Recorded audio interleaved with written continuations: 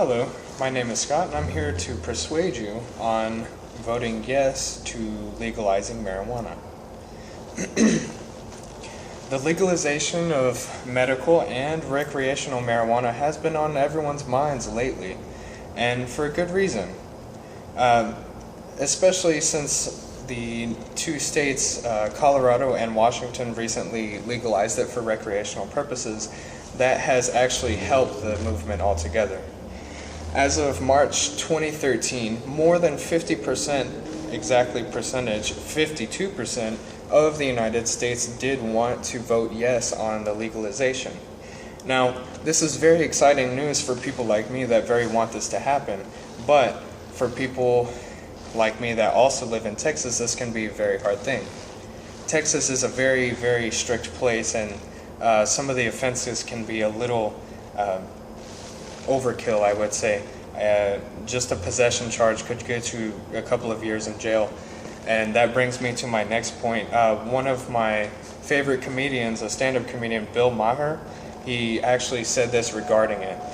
Two parents were arrested for possession of marijuana, and their son was taken by Child Protective Services.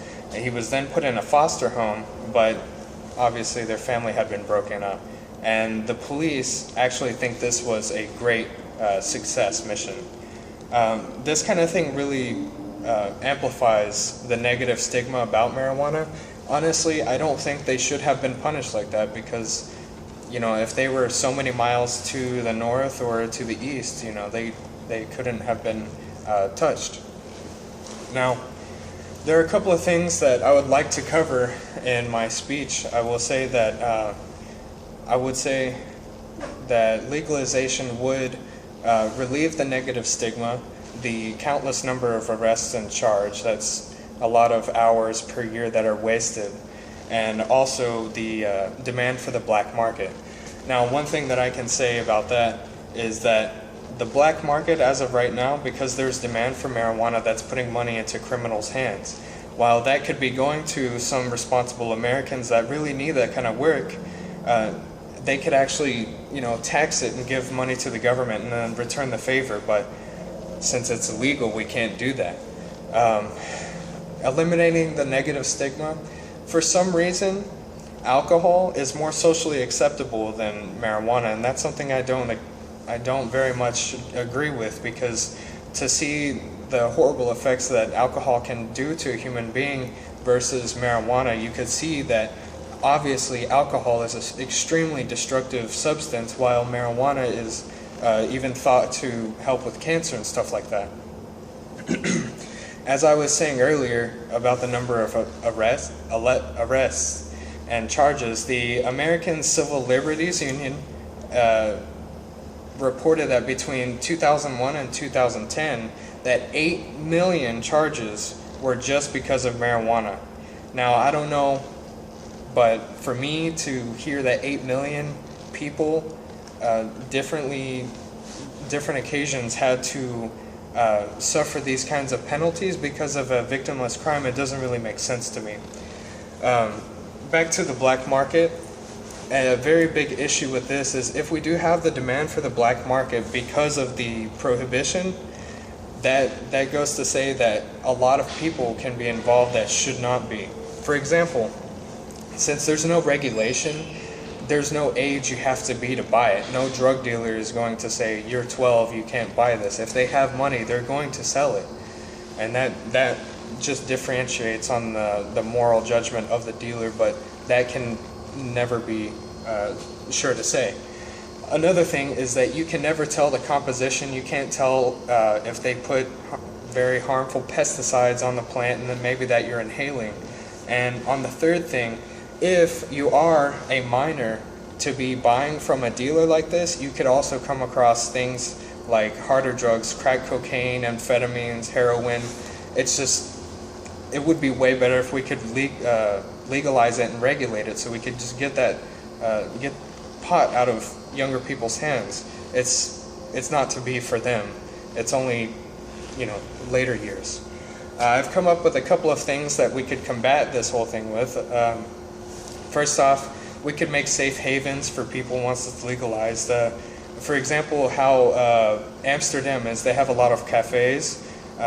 One cool thing about that is that whenever you go in, it's like another experience. You get to find out what it is about. You have care if you need it. If for some reason, if you panic or anything, then they're there for you. And also they just run you down every information that you need to know. Another thing is cool is that they won't sell to minors. I think that's a very important part. We could actually do that here if we made cafes like that and stuff like that. My second point, I would like to say that you could join an organization such as DFW Normal, and Normal is NORML, National Organization of Reform Marijuana Laws, or MPP, the Marijuana Policy Project. I think that this is very important because for you to support their cause, it's a together thing, and you can together lobby in Congress and then the state legislatures to get a more rational and cost-effective policy about marijuana, hopefully legalization. And the third thing that you can do is just spread the word about it. If you know about it, if you've heard the things, then it's up to you and me just to tell every single person, because if you think that maybe that one person next to you is going to say something, maybe they won't. Be that person. Take the initiative. And if you firmly believe that we could do well with the profits and for the medical properties, then I think you should, support it. I believe there's a couple of things that could happen if we do or do not legalize it.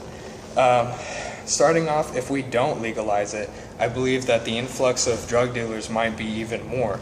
An example of this is in the neighboring cities of Amsterdam. They're not lenient with marijuana, and the issue with that is that they'll go into Amsterdam and then come out with it, and then just because it's such a close region in Europe, that they're having a hard time trying to cope with the marijuana, and what they're trying to do is tighten the grip and actually put pressure on Amsterdam. And what that's happening is making more black market dealers, which goes back to no regulation. You could sell to minors, sell whatever you want, sell hard drugs, And I believe that if you're going to legalize it, we could take Colorado for an example.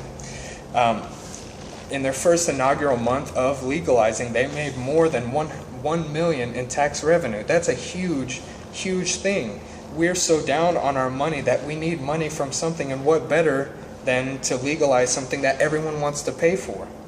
Now, other than just the profit from just sales like that, you have a huge influx of tourism.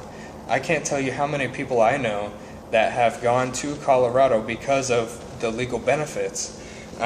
Also, the negative stigma with a state that has regulation with things like that. They don't sell to kids. They have very strict laws on how you can grow it, who can grow it. You got to have a license. You got to do it the right way. That makes me feel comfortable because I will know that what exactly it is in it. I know that it's going to be safe and guaranteed it's healthy, and also that no kids are going to have it. And that's my biggest bet, because I just do not want kids to have it. It should be regulated like alcohol. I don't think kids should drink. I don't think anyone should drink, honestly, but nonetheless, regulated. To come to my conclusion, I really hope that my points did affect your view on marijuana, maybe in a different way, but I will say that legalization will eliminate the black market demand for marijuana.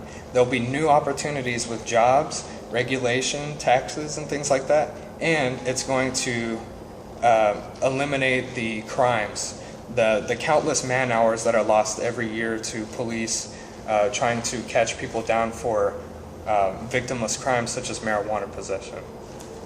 Thank you.